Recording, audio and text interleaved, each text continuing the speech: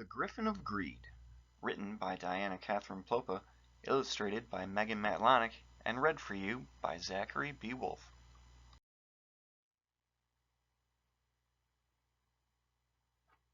Once upon a time there was a king and queen who had a wonderful life together.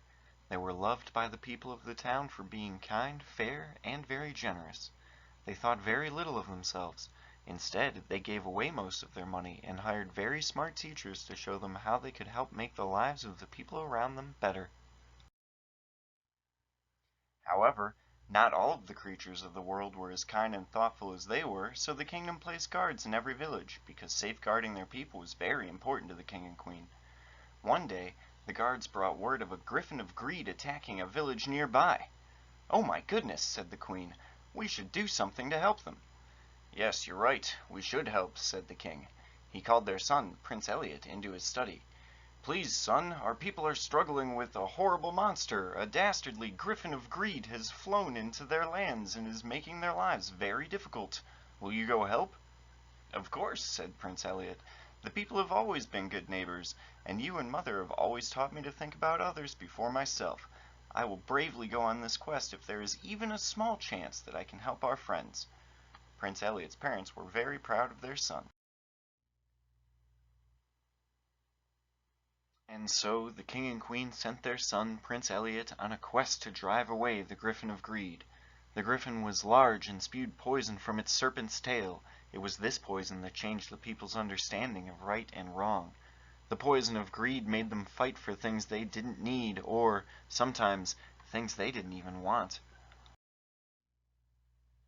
Making friends was the only way Prince Elliot thought he could break the Griffin of Greed's hold on the people, for it is true that once you make friends with someone, you want to treat them kindly. Prince Elliot thought that if he could show the creature how mean it was being, and that there was a better way, maybe then it would understand why it was the last of its kind, and it would say it was sorry, go away, and not hurt anyone anymore.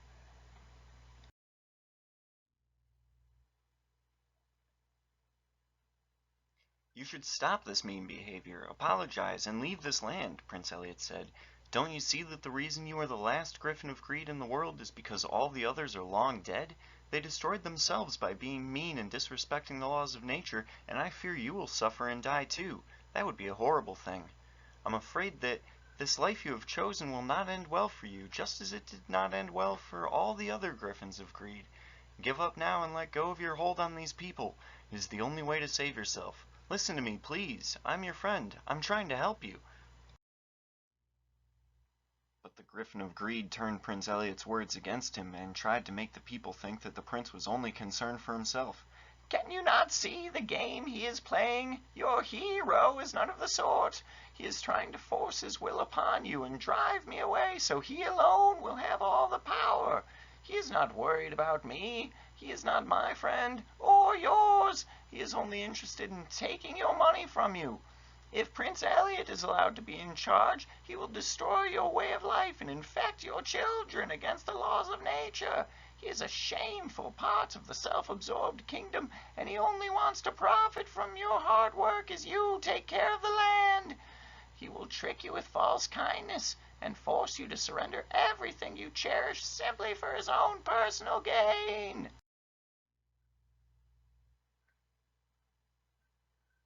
Out of fear and blinding anger, an ugly side effect of the poison the Griffin of Greed had sprayed upon them, the brainwashed mob began chanting for the death of the prince. With a terrible screech, the Griffin of Greed snatched up Prince Elliot and threw him off the highest cliff in the village. His body came to land upon the jagged rocks below, broken and mangled. When the king and queen heard the news of Prince Elliot's death, they were very sad.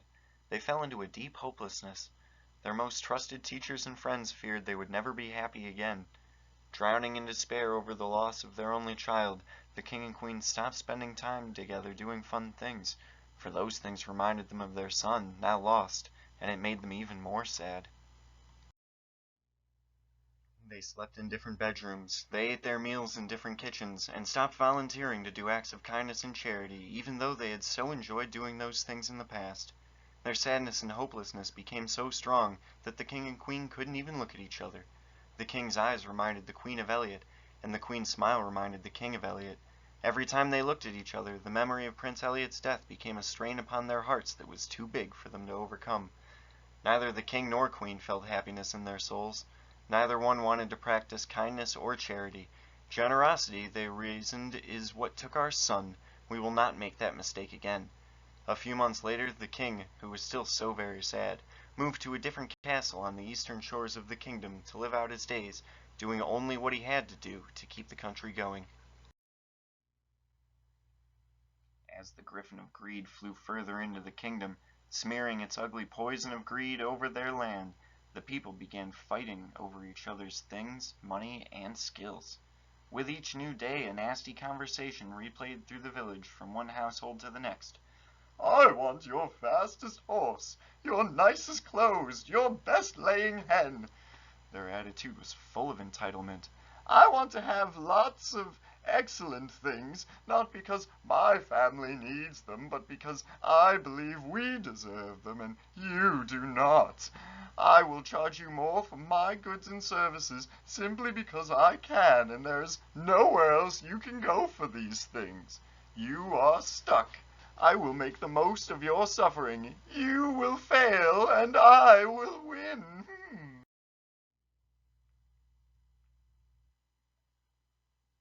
The shameful behavior that ran through the countryside was overwhelming. The people were creating a harsh result with their greed-mongering. They were destroying their goal to live comfortably and happily. Neighbors were offended by one another. Joy had been snubbed out. A dark cloud hung over the kingdom, and the Griffin of Greed grew in strength and power.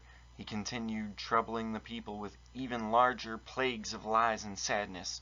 He praised them for their greed. The king, still confused by his own grief, did not believe that he had any power to stop the attack of greed and pain on the people. When his teachers and friends suggested that he go to the people and reassure them, to let them know that things would be better soon, he was discouraged. And who will reassure me? He would ask with sadness still deep in his heart.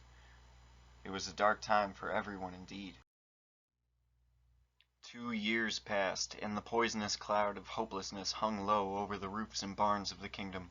The Griffin of Greed breathed in the miserable fog of agony as its life energy. It snoozed easily, knowing that the people were now so troubled with greed that they would never have the strength to defeat it. It was sure its life would be one of ease and comfort now that the threat of death had been eliminated.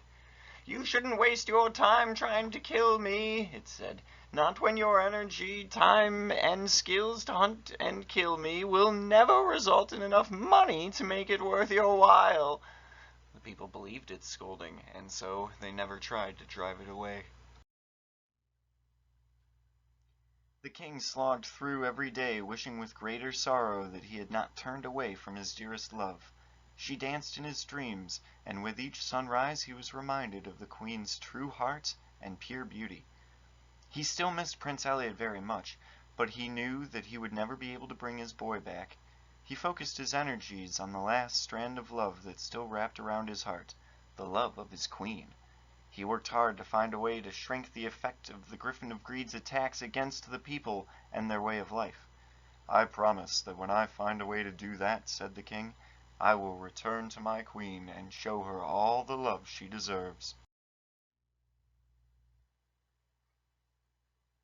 While walking through the apple orchard with a new friend one day, the king learned that the Griffin of Greed had a terrific secret. His new friend told him that the Griffin of Greed could be defeated by random acts of kindness and planned acts of charity. His friend told the king, "The sunlight of good deeds always breaks up the fog of evil." The king wanted to keep his promise to return to the queen a better man, so he began to spread a new purpose throughout the land. He traveled the kingdom asking the people to perform very small acts of kindness for one another. "Be careful," he warned them. "Keep your kindnesses small in the beginning, so that you do not awaken the Griffin of Greed's rage." The people thought that this was good advice and did as they were asked. Soon, small acts of kindness were happening everywhere, and the Griffin of Greed didn't notice. It continued to sleep. "Now," said the king, "we need to make our acts of kindness bigger, and do them more often." They did as the king asked and began to build their confidences once again. Soon they remembered that community, thoughtfulness, and not greed was what made their kingdom strong and free.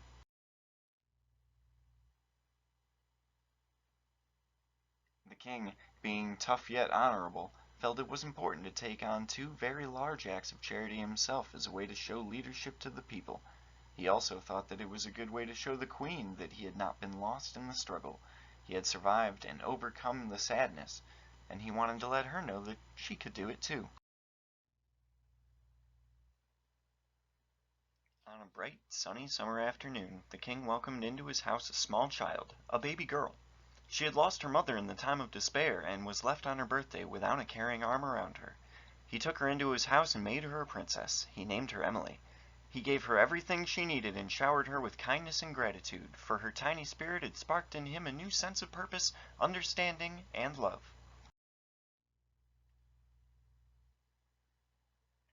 The Griffin of Greed felt this large ripple made by the king in the pond of its angry scum. It was injured from it.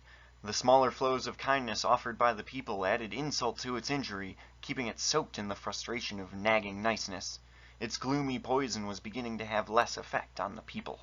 This made the Griffin of Greed crazy angry, and it took to the skies to spread its toxic spittle upon their houses. Some perished from the sting of its burns, but most took shelter in their homes. They shared happy stories and sacred meals while enjoying the warmth of love's fire, friendship, and freedom.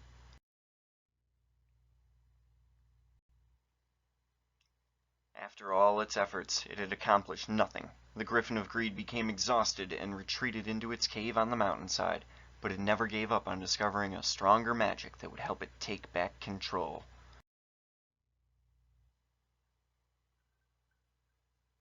The king heard of this recent development, and he was proud of the people. He learned how the people of the kingdom had managed to hold the monster at bay and use the medicine of kindness to fight the damage. The king was pleased and said, "Even more must be done, and it must be done now. If we are going to defeat the Griffin of Greed forever, we must act while its defenses are low and our confidences are high." The king went on a journey to all borders of his country. He continued to remind the people of the weakening effects of greed and the healing power of generosity and kindness. He was pleased to see how, over and over again, people were remembering to help one another, serve one another, and heal themselves through random acts of kindness and planned acts of charity. Because of their efforts, the fields had more crops to offer at harvest time, fewer children were struck with illness, and the elders were becoming stronger in body, mind, and spirit. The community was recovering. While on his journey, the king noticed that many of the people did not have enough education and artistic understanding. He found few schoolhouses, no theaters, no museums or parklands. He felt sad because he knew that education and arts of all kinds were what made a people special and able to take on any challenge. If we have an understanding of the laws of nature, a good education, and a strong love of the arts, we have a better ability to explain things from different points of view, the king told the people. It gives us the weapon of creative problem solving, and with that we can defeat almost any evil we encounter. It is the mixture of these skills and kind-hearted living that helps a village through whatever troubles may come to pass. The king began a strategy of high-quality education and creative goals throughout the land. He gave large sums of money to small villages to improve their schools, and he invited teachers from all areas to share their knowledge. He inspired teenagers to keep attending school all their way to college. He encouraged the artists by offering contests of storytelling, song, dance, painting, and sculpture, all with handsome prizes. Knowing that a kingdom must not ignore skilled tradesmen and farmers if they are to remain strong, he offered rewards of more money, extra vacation time, and free tickets to artistic shows for those who chose to support their kingdom by being a farmer or a tradesman. Faster than anyone could have imagined, the people had found their joy again. Not a day went by without singing, laughing, and interesting conversations all around the kingdom.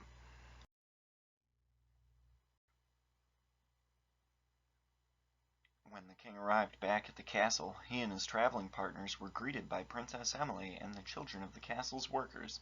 They were delighted to hear that they would be able to dance in the kingdom's first pageant parade. The king and Princess Emily spent their days in great happiness, surrounded by a special love that brought them even closer together. It was the special love that can only be found in the act of choosing to care about each other that made their hearts so big.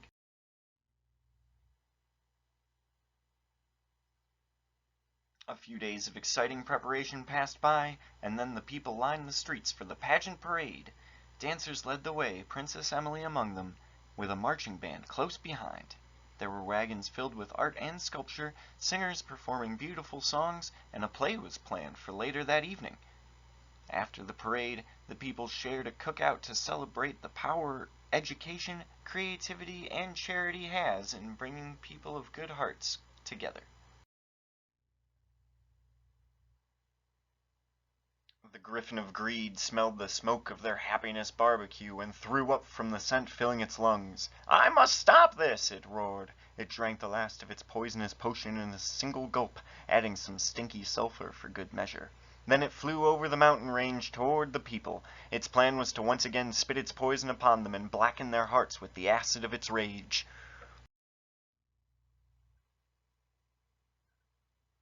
Now the queen, who had been living far away in the old castle, had heard of all of these things. She'd felt the fear and anger in her heart melt away when she discovered that the king was still, in his soul, the man that she had always loved. Excited, she gathered her friends around her, and they'd traveled to visit the king, relying on their fastest horses to cross the distance in little time. The queen arrived at the mountain pass just as the Griffin of Greed was beginning its flight down into the valley. She blew a trumpet to signal the people, and she called out a warning to get them indoors so they could not be destroyed by the Griffin of Greed's hateful spittle. The Griffin of Greed heard the queen's warning cries and became furious. It turned its position away from the village and focused its flight path directly on her. It began bearing down on her, certain that it could wipe her out in one toxic breath. The queen's friends fled in fear. In that moment, when the Griffin of Greed was nearly upon her, the queen brought her cloak about her, raised her staff, and said the prayer of forgiveness. "I forgive the king for pushing me away and moving to the eastern castle when I needed his love and support the most. I forgive myself for ignoring the knowledge that strength comes from love and not from pain." And finally, in a voice so loud the entire village could hear, she said, "I forgive the Griffin of Greed for taking Prince Elliot from us." The Griffin of Greed, so stunned and overwhelmed by this bravest act of charity, fumbled in its speed and began to lose flight control. Its wings folded against its body, and it spun into a nosedive toward the great ocean. As it plunged past the water's surface, only a puff of smoke and black stain of acid marked the spot where it fell into the depths. As everyone knows, Griffins of Greed cannot swim, and so it was lost forever. The king came to the queen and embraced her warmly. He then introduced her to Princess Emily and all the people of the village. Instantly the queen's heart filled with love for them, and she welcomed them into her arms and into her heart for all time. The people surrounded the royal family as together, with king and queen leading them, they sang two prayers. The first was a remembrance prayer for the loss of Prince Elliot. For as everyone knows, in order to move forward in life, one must always remember the reasons, both good and bad, that lead us along our path towards love and freedom. The second was a prayer of forgiveness for the Griffin of Greed, for without its teachings about the evil of blackened hearts ruined by greed, they would not have recognized the light of kindness, generosity, and love. Now they could bask in the warmth and enjoy their freedom. The royal family and all the people of the kingdom danced under the stars that night and greeted the dawn of a new day together. They now understood that real magic is in creativity, education, and thoughtful charity, and that magic is what makes life worth living. The end.